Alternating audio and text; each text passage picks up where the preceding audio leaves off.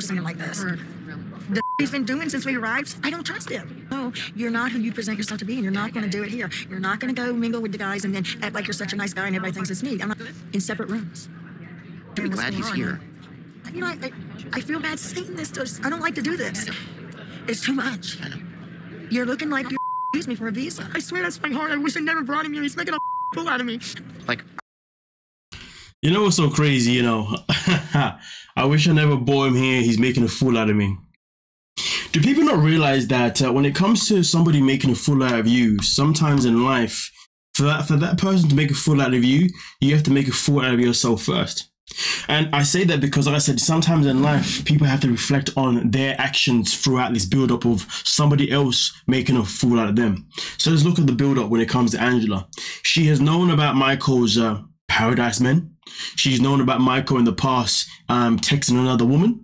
She's known about him, from what I understand, also receiving oral from another woman in a car or something like that. So she's had a lot of ammo over the years to walk away.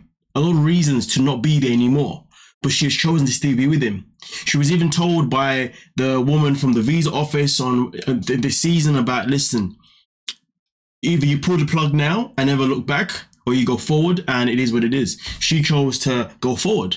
So the only person that's made a fool of themselves is yourself. You can't say that Michael's the reason why you're looking like a fool. You're looking like a fool because you've allowed every single thing that he's ever done to you that has been negative. You have accepted it and you have carried on regardless. So you are the fool in your own story. You are the person that's made yourself look like a fool. Michael has literally had minimal play in that. Minimal. But let's continue. I right away. I know I can't wait. I know you love him. He's been rushing me for a license, rushing me green card. I'm not getting you, bitch. No. Why are you sitting in here? Because why? Guys, you don't get out my sight. I don't need, this is my husband. I've been going through some with him. Keep my eyes on you. You should let him talk. That way we Listen, can see. We can see who he is. Manual, because I don't have nothing against you. You know, when Angela says, I don't have nothing against you, that's always been her warning. That's a warning of, listen, mind your business, because right now I have nothing against you. But if I do, we're going to have a problem. It's funny because Rob does go off to say in the little cutscene, he says that, I have no issues with speaking against Angela, but the problem is if I speak, nobody else will speak up with me, and therefore it'll just be pure crickets in the room. So, hey, I ain't looking to take bullets if ain't nobody else looking to wanna, you know, be a part of the fight. Which technically means that you're afraid to speak up against Angela, because if you're telling me you're only gonna speak up, given that other people are gonna back you up, means that you're afraid to speak up and just stand in your own business. You know what I'm saying? Well, nonetheless though, we continue with Angela allowing Michael to speak. Yes, allowing Michael to speak each time she asks him a question.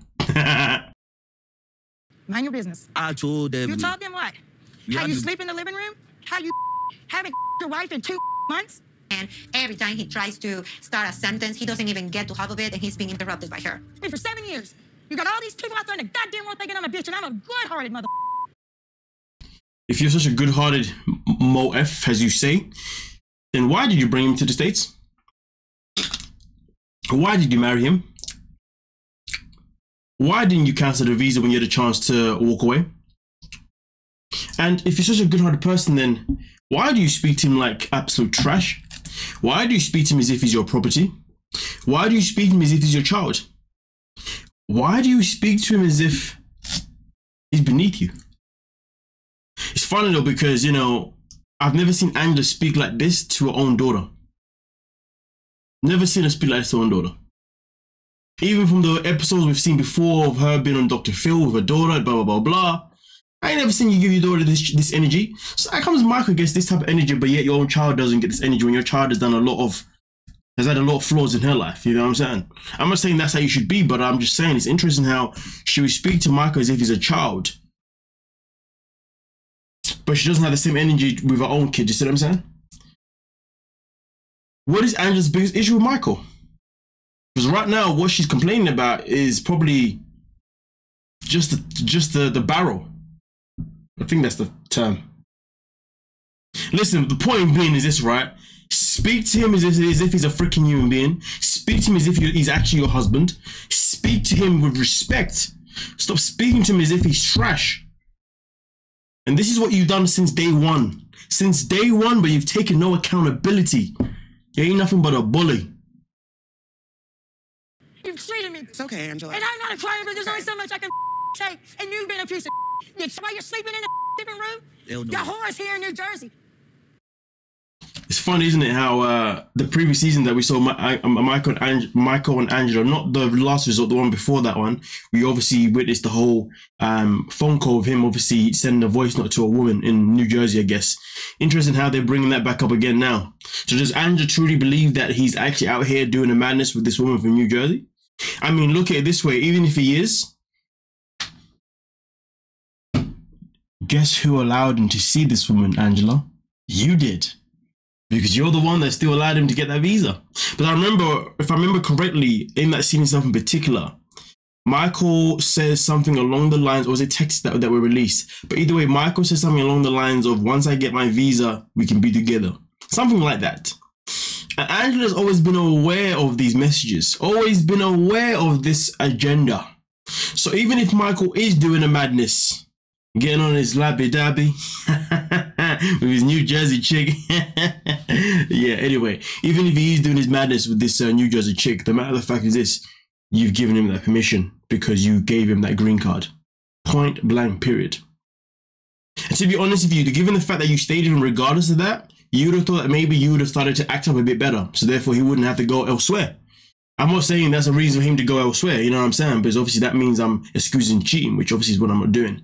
I'm just saying at the end of the day, if you're going to be with somebody that is cheating you or whatever, then make sure that whatever happens moving forward, you make their life comfortable as much as they make your life comfortable. So therefore they have a reason to never walk out. Because if you're making their life hell, well then guess what? If they've cheated before, they'll cheat again. Simple as that. Because they're not happy. But that's why I always say that when somebody cheats, the relationship is dead. I don't know how anybody stays in a relationship when somebody's cheated on them. I really don't know. Once trust is gone, the trust has gone. Call the bitch and tell her come get your and your passport. Go home. Will you calm down? Go home. I'm not On your like my.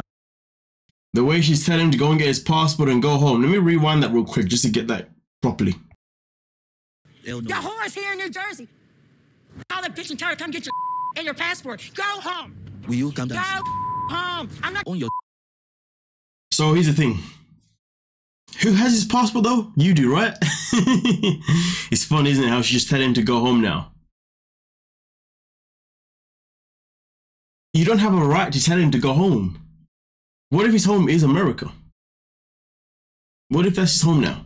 Because I'm taking as if she may go back to Nigeria personally. Because I know how Angela is, she's very sly of a word sometimes. Sometimes they slip out how they need to slip out, and sometimes they slip out in a sly way. Nonetheless. Like my wife do tell me. Forget about it, move on. She found me. Yeah, Nothing, oh yeah. Don't say anything again, nothing but or anything. Oh, shut Let up. it go. Shut the As up. simple as that. Shut the up. I'm surprised that these two are even able to sit next to each other, to be honest with you. You know what I mean? But hey, Angela ain't letting him say nothing. Michael's gonna have to sit there as a mute throughout the whole freaking tell-all, to be honest with you. It's not looking good. Absolute calamity. Not looking good at all. It's looking horrible. It's looking horrendous. It's looking disgusting. It's looking ugh. But this is what happens when you put yourself in these positions, Michael. This is what happens. But hey, listen. Let me know your thoughts. Let me know your thoughts on the matter itself in particular.